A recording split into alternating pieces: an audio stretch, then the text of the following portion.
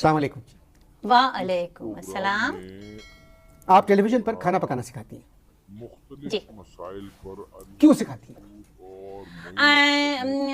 इसलिए सिखाती हूँ कि देखिए घर में मेरा पका हुआ खाना ना तो मेरे मियाँ खाते हैं, ना बच्चे खाते हैं, ना सास खाती हैं, तो मैंने सोचा चलो मैं जब आपके घर वाले आपके हाथ का पका हुआ खाना नहीं खाते तो आपकी बताई हुई तरकीबें और लोग क्यों इस्तेमाल करेंगे? बाहर में जाए, नहीं करेंगे तो करें, नहीं तो ना करें, नहीं खाते नहीं खाएं, मगर मेरा तो काम है ना तरकीब बताना। खाना पकाना किससे सीखा आपने? मैंने अपने ताया जान से सीखा। खाना पकाना आपने अपने ताया जान से सीखा? हाँ, दरअसल हमारे ताया हमारे साथ ही हमारे घर में रहते थे, काम हम कुछ करते हैं नहीं थे, पलंग पे पड़े खामखा लौटते रहते थे। तो अम्मा ने एक दिन कहा कि भाई वो डैडा से कहा कि डैडा से? सॉरी, वो अब्बा और डैडी को मिक्स करके डैडा कह गए। दरअसल खाना पकाते हुए इतना कुछ मिक्स करना पड़ता है कि वो बातों में भी मिक्स हो गई। तो अब अम्मा ने अब्बा से कहा कि भाई तुम्हारे भाई खामखा पड़े रहते, पलंग ढीला कर दिया उन्होंने, लेटे लेटे से कोई काम ही कर ले घर का। तो अब्बा को बहुत मोहब्बत थी अम्मा से, बहुत चाहते थे उन्हें ना, तो उनकी वजह से फिर उन्होंने अपने भाई से कहा कि भैया भैया भैया तुम दिन भर पड़े लौटते रहते हो तो कुछ खाना उन्हें पका दिया करो। तो ताया जान ने खाना पकाना शुरू कर दिया, मरता क्या ना करता।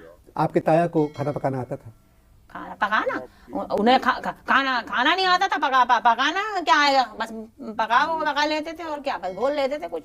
आपके अब्बा क्या करते थे? हमारे पास मल्टीनेशनल कंपनी में थे, अफसर थे। और बड़े भाई से खाना पकवा रहे थे?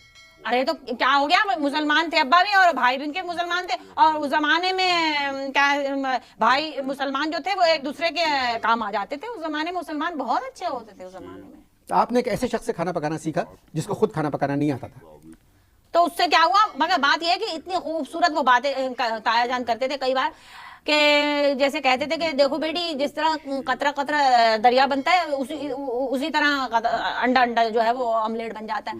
तो उनके बताई हुई तरकीब से इतना अच्छा ऑमलेट बन जाता था, हम अंडे तोड़ते थे, चीजें मिला देते, ऑमलेट बन जाता था, बहुत खूबसूरत ऑमलेट होता था, सब खा जाते थे उनका पसंद का बनाया हुआ ऑमलेट। जब आप टेलीविजन पे आती हैं, आप जिस तरह मुझसे बात कर रही हैं, तो मुझे लगता है कि आप बहुत होमवर्क करके आती हैं, टीवी पर काम करती हैं। घर का काम बस कर मर लेते हैं, जब सर पे पड़ जाए क्या करें फिर।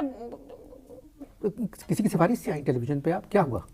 नहीं, दरअसल ये है कि सिफारिश भी ऐसी नहीं थी खास। अब सोचा कि कुछ तो किया जाए जिंदगी में, औरत को आगे बढ़ने के लिए कुछ करना चाहिए। अब पहले रिवाज था कि वो मर्द के मैदे में उतरने के लिए औरत को खाने के जरिए जाना पड़ता था। तो बाद में अब ये हुआ कि मैदे की बीमारियां इतनी हो गई कि वहां पहुंचना मुश्किल हो गया। आप गैर मुल्की डिशें भी पकाना सिखाती हैं? जी, मैं बना लेती हूँ फ्रेंच। वो किससे सीखी आप? वो सीखी तो नहीं है, बस कुदरती सलाहियत की वजह से। मैं समझा नहीं। मैं खुद भी नहीं समझी, पता नहीं क्या बक गई खामखा। आपको आता है इसका मतलब कुदरती सलाहियत क्या होती है? चले छोड़िए, ये तो बहुत तवील बहस हो जाएगी। आप इस वक्त नाजरीन को आलू गोश्त बनाने की तरकीब बताएं। आए कितनी प्यारी डिश का नाम आपने ले लिया, खूबसूरत डिश, खूबसूरत शक्ल, क्या अच्छा सा डोंगा। अब आलू गोश्त, ये देखिए आलू गोश्त तैयार, ये रखा, आगे बढ़ाइए, रकाबी में निकाल लीजिए खूबसूरत आलू गोश्त। नहीं, ये तो आपने जो टीवी के प्रोग्राम में आखिरी मरहला होता है जिसमें डिश तैयार होकर आप लोग दिखाते हैं क्लोज में कैमरे से, ये तो वो है नहीं। मैं आपसे पूछ रहा हूँ आलू गोश्त बनाने की तरकीब क्या है? देखिए आलू गोश्त जो है ना, आलू गोश्त में सबसे अहम चीज आलू और गोश्त दोनों चीजें। अब आज तो नागा है गोश्त का, तो गोश्त तो उसमें नहीं डल सकता है, तो ये करते हैं कि वो आलू की तरकारी बनानी सिखा देती हूँ मैं आपको। आलू की तरकारी, आप आलू लें, आलू लेकर उसको वो स्लाइस काट लें। आलू की स्लाइस? वो डबल रोटी के नहीं काटते आप, जैसे डबल रोटी के तो स्लाइस ऐसे करके लें और छुरी से काट लें, बगैर छिलका उतारे। ओ वो तो मैं भूल ही गई, हमेशा भूल जाती हूँ। हमेशा ध्यान ही नहीं रहता। आलू कभी छिलके से निकाले ही नहीं, छिलकों समेत ही पक जाते हैं। तरकारी को छोड़े, आप आलू गोश्त बनाने की तरकीब बताएं। क्या आलू गोश्त के पीछे क्यों पड़ गया? क्या जान लेंगे मेरी? भाई आलू को आपका प्रोग्राम 20 मिनट का, आलू गोश्त बनता है 2 घंटे में, इससे तो इतने में तो मिनी सीरियल बन जाएगी आपकी। भाई एक किस्त में आलू कटेंगे, एक में प्याज गोश्त डालेगा, तो तीसरी किस्त में कहीं वो हंडिया में चढ़, अब फिर वो बनते बनते छठी किस्त हो जाएगी, धनिया डालेगा उस पर। अब इतनी देर में तो वो मिनी सीरियल बन जाएगी, तो आप आखिर में धनिया डाल दीजिएगा और मसालों में टाइटल आ जाएगा। आप ये बार बार हाथ मत करें ऐसा, आपके मैं ताया नहीं हूँ और आप ताया से मिलाती होंगी बौचखाने में हाथ, इस तरह रहने दें। आप, मुझे लगता है कि बहुत ही बहादुर खातून हैं। जी अल्हम्दुलिल्लाह, वो तो मुझे सब कहते थे हमेशा, गर्मियों में भी मैं खड़ी हो जाती हूँ चूल्हे के करीब, ये बहुत बड़ी बात है आजकल के ज़माने में, कहाँ ऐसा जरूरत चाहिए इसके लिए। चलिए आप चपाती बनाने की तरकीब बताएं। इस गर्मी में चपाती? क्या घास खा गए क्या? मतलब आप तो बहुत बड़े जल्लाद लगते हैं, अपनी बीवी को खड़ा करते होंगे चूल्हे के सामने, हद होती है। मगर अब आपने पूछ लिया है तो बताना, मैं मदद कर देती हूँ। आपको चपाती बनाने की तरकीब मुश्किल लग रही है? बहुत जालिम आदमी लगते हैं आप, घर में अपनी बीवी को हर वक्त चूल्हे के सामने झोंकते रहते होंगे ना चपाती पकाने के लिए। बता रही हूँ, तरकीब बता रही हूँ। चपाती अगर थूरनी है तो बता देती हूँ। आसान उर्दू में बात करें आप उससे। अरे वो ईटनी है तो बता रही हूँ कि कैसे खानी है। अब मुलाजिम को भेजें और भेज के उससे कहीं कि अपने घर के करीबी कोई अफगानी तंदूर है, वहां से 12 अफगानी ले आए। और अगर वो गलती से 12 अफगानी ले आए तो उनको कहें नहीं 12 अफगानी चपातियाँ चाहिए, अफगानी नहीं चाहिए हमें। और बस ये तरकीब है, आसान है, और चपाती खाएं आप। या बौचखाने में भी इस तरह बाल खोल के जाती है? ये मेरे बाल मुझे बहुत अच्छे लगते हैं, इस तरह मैं खुश रहती हूँ इनमें। क्या हर्ज है जाने में ऐसे? तो बौचखाने से बाल बंद करके जाना चाहिए, बांध के उसको। तो क्या हुआ अगर खुले भी हों तो हर्ज नहीं? कभी हंडिया में गिर भी जाते हैं बाल, यही कहने का मकसद है आपका। तो मैं ऐसा मैंने कई बार बाल ठाकुरे बाल पकाया, वो क्या कहते हैं, बाल गोश्त बनाया। लेकिन अब जो इंसान पकाएगा वो बाल उसके गिर भी सकते हैं, तो इसमें क्या मसला है? आप कोई और काम क्यों नहीं करती? और काम? अरे मैं पहले ये काम तो कर लूं जो मुझे शुरू किया है, जो पहले सीख लूं, आ जाएगा तो फिर कुछ और भी कर लूंगी। कोई मीठा बनाना जानती है फलों का कोई? हाँ मुझे आता है, सिखाऊं आपको? कौन सा? मुझे आता है, स्ट्रॉबेरीज का मीठा बना लेती हूँ मैं।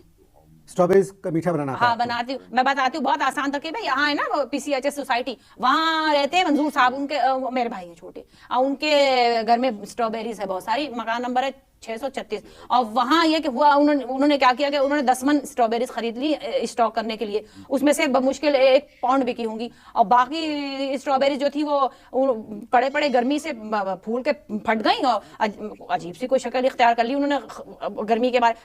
ऐसी कुछ शक्ल बन गई उनकी जैसी इस आपकी है इन कपड़ों में, स्ट्रॉबेरी कलर है ना ये भी। तो वो लेकर, अब ये कि अगर कोई बहनें बनाना चाहें स्ट्रॉबेरीज का मीठा तो वो उनके पास चली जाए, मंजूर साहब बहुत अच्छी स्ट्रॉबेरीज दे देंगे। मगर 10, आप कह रही हैं कि 10 किलो स्ट्रॉबेरीज वहां से ले? नहीं, आप अगर चाहे तो 5 किलो ले लें। उन्होंने तो 10 मन ली थी, और वो ये कि पैसे भी ज्यादा नहीं लेते, बाजार तो बहुत महंगी बेच रहा है, वो बहुत सस्ती बिक रही है, वो बिक रहे हैं स्ट्रॉबेरीज के साथ, वो भी बिक रहे हैं। बस मंजूर भाई से वो स्ट्रॉबेरीज लेंगे, कारे सवाब है। अच्छा, मीठे की तरकीब बताएं। कारे सवाब के साथ तरकीब का लफ्ज, किस किस्म के लोग हैं आप? कैसी बातें आप कर रहे हैं? आए वो तो ये नेकी का काम है, और आप किस कदर कमर्शियलिज्म आ गया आप में, हद है, कोई जमाना है भला? आपने खुद कहा था कि मैं स्ट्रॉबेरी के मीठे की तरकीब बताती हूँ। मैंने आपको स्ट्रॉबेरीज मिलने का पता बता दिया, वो कम बात है। आजकल कोई किसी को अगले मोड़ का पता नहीं बताता, कोई किसी को गली का नंबर बताता। मैंने क्या नेकी कम की है? अब अगर पाकिस्तान की औरतें बहुत ज़हीन है, वो इतनी बात से समझ जाएंगी और बना लेंगी खुद ब खुद। और वैसे भी अगर नहीं बना सकती तो भाड़ में जाएं, उनके शौहरों को चाहिए उनको छोड़ें, लात मारे, घर से बाहर निकालें। स्ट्रॉबेरीज का मीठा का किसी को बनाना नहीं आता तो घर से निकाल दें उसको, लात मारे बाहर निकालें। आप मुझे बताएं कि स्ट्रॉबेरीज का मीठा कैसे बनाया जाता है? बात ये कि मेरे शौहर मुझे कब का छोड़ चुके, मुझे नहीं आता बनाना मीठा। तो आप बताएं मैं आपसे किस मौजू पे बात करूं? अरे जो मेरी फील्ड है, कुकिंग मेरी फील्ड है, आप उस पे बात करें। मेरे नाम से प्रोग्राम चलते हैं। कुकिंग आपकी फील्ड है? मेरी फील्ड है। तो कौन से प्रोग्राम चलते हैं आपके? भाई मेरे नाम से किचन के प्रोग्राम चल रहे हैं टीवी पर, कितने शो चल रहे हैं। और वो जो गैलेस की रिपोर्ट होती है, जिससे गैलेस की रिपोर्ट होती है ना, वो जिसमें आता है वो कौन सा प्रोग्राम अव्वल नंबर है, कौन सा दूसरा नंबर है। पहला मेरा कुकिंग का प्रोग्राम है, दूसरे में वो जो जिसमें वो झूठ बताते हैं, क्या गप्पों का खबरनामा, वो नंबर 2 है, और मैं नंबर 1 हूँ। और मेरे से अच्छा कोई टमाटर नहीं काट सकता। आपसे कोई टमाटर काट नहीं कोई काट सकता। मैं बहुत अच्छा काटती हूँ। आप किस तरह काटती हैं? अरे मैं कोई पागल हो गया, मैं काटती हूँ? नहीं, मैं पूछ रहा हूँ टमाटर किस तरह काटती हैं आप? हाँ, टमाटर में इतने सारे टमाटर दें मुझे, जितने मर्जी दे, जितने मर्जी टमाटर आप चाहे जितने, मैं मशीन में डालूंगी और वो ढक्कन बंद करूंगी और बिजली के प्लग में वो लगाऊंगी, स्विच में और ऑन कर दूंगी और भग से सारे टमाटर यूं मिक्स हो जाएंगे, एक कतरा खून का नहीं निकलेगा। आप हैरान रह जाएंगे देखकर। खाना पकाने के अलावा आपको और किस चीज़ का शौक है?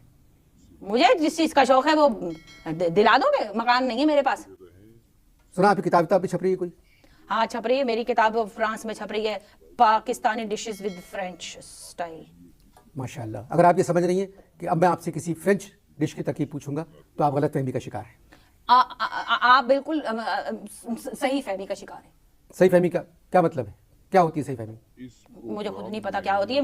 मैं कुछ बातें खामखा भी कर जाती हूँ, जैसे कुछ खाने में मसाले भी खामखा डाल देती हूँ, वो मिलते जुलते कुछ अच्छा ही बन जाते। कौन सी फ्रेंच डिश आप पका सकती है? मुझे कोई जरूरत नहीं कोई फ्रेंच डिश पकाने की। मुझे क्या पड़ी, मेरी जाने जूती, मैं किस मुसीबत में क्यों पड़ जाऊं? मेरी समझ में कुछ नहीं आ रहा है कि मैं आपसे क्या बात करूं। चलिए छोड़ें इसको। ये बताएं कि ये आपकी गाल पे क्या लगा हुआ है? हंडिया लग गई थी। नहीं, हंडिया लग क्या मतलब? ये काला सा निशान जो है ये तिल था, ये फूल गया गर्मी से।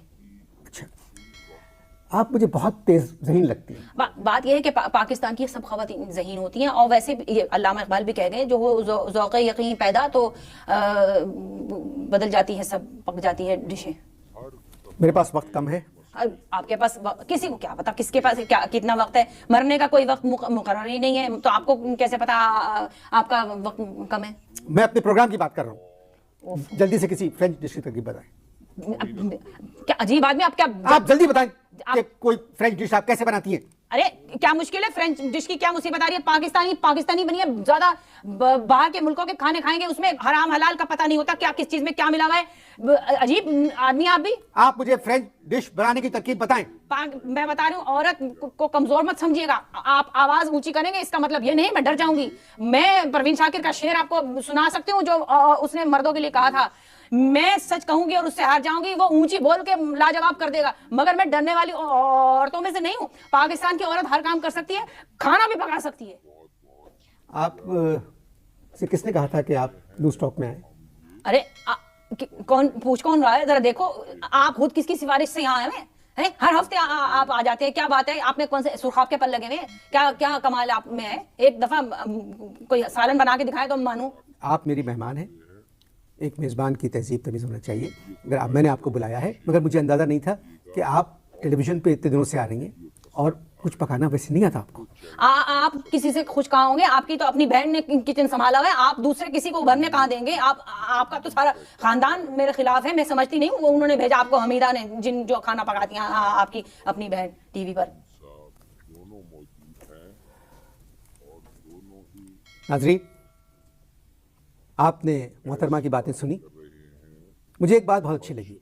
इन्होंने कहा अब पाकिस्तान में औरत तरक्की कर चुकी है, अब वो खाना भी खुद पका सकती है। ये बात वाकई परेशान कुन भी है और इसने मुझे हैरत ज़दा कर दिया कि हमारे यहाँ औरत ने इतनी तरक्की कर ली कि अब वो अपना खाना खुद बनाती है। इजाज़त दीजिए, अगले हफ्ते मुलाकात होगी। खुदा हाफिज़। ऐसी ही मज़ीद दिलचस्प वीडियोस देखने के लिए हमारे YouTube चैनल को सब्सक्राइब ज़रूर करें। वीडियो अच्छी लगी हो तो लाइक शेयर करते जाएं। वीडियो आखिर तक देखने का बहुत बहुत शुक्रिया।